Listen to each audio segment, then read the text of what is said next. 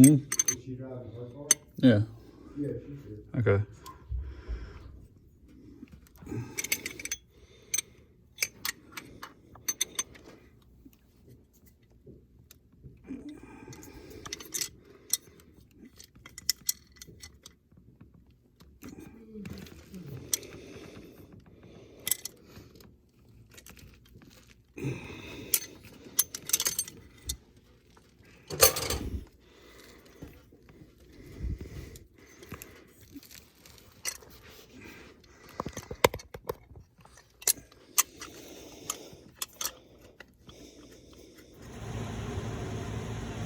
All right, here's the line coming off the driver's side head.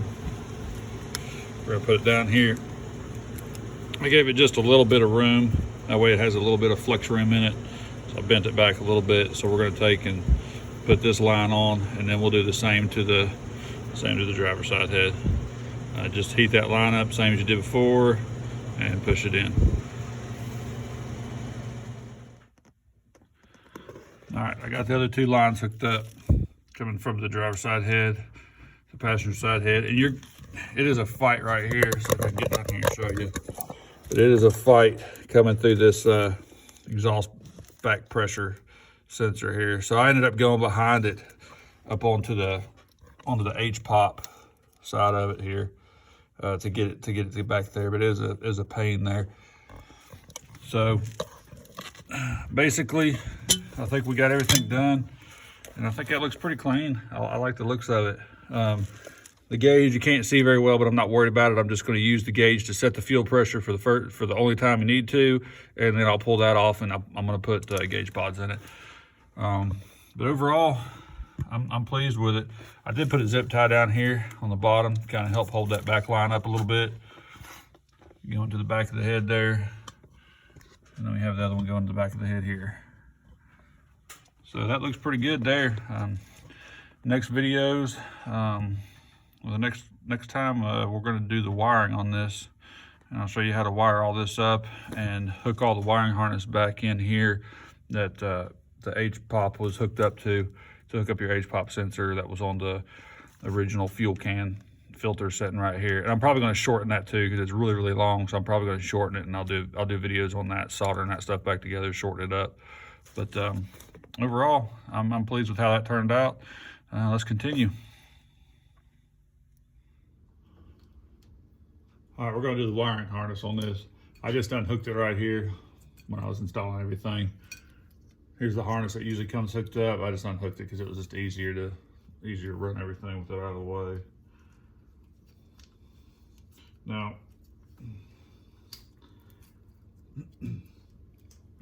for the ground, it has the loop kind of tied onto it, and you can just take this off and put your ground anywhere. I'm probably just going to put my ground up in here somewhere. I'm not going to run a ground wire all the way up front. There's no need to. So we're just going to hook into this and then run a ground wire here, and then run the rest of it up front.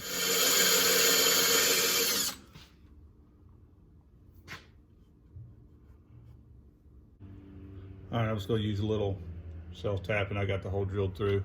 So I'm just going to run a self-tap and go ahead and run it in here, make sure the threads are cut for it, and then we'll put the ground on it.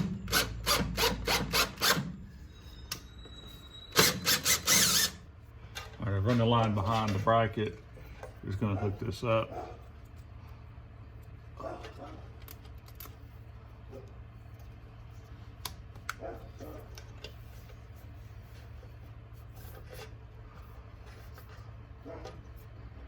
Just to kind of get an idea where I need to cut this line for my ground.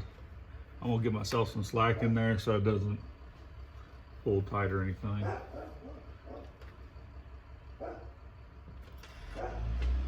Go about right there.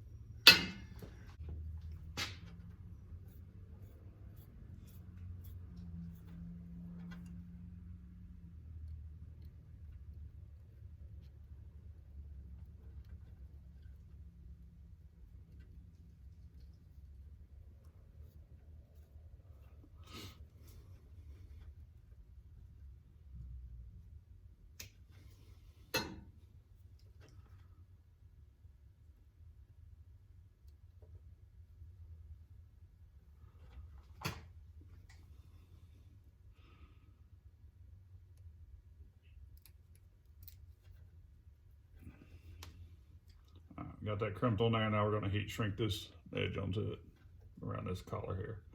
Heat gun, whatever you want to. We got a little mini torch.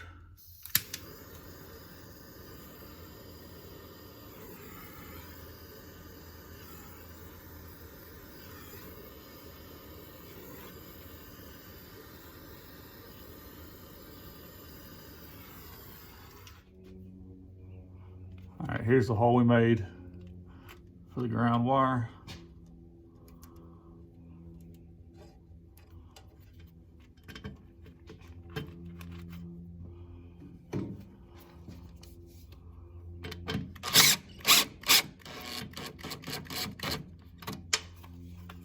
Good and snug, kind of out of the way. And now our ground wire's hooked up. So now we're gonna run the red wire. I've already got a bunch of zip ties on the line already up through there. I'll probably gonna add a few more, but there should be enough slack in it to where you can put the hot wire through the zip tie that's already on your fuel lines. You shouldn't have them compressed so tight that it's squishing the fuel lines, but just kind of just go up through here and stick it in all the zip ties and run it up to the front.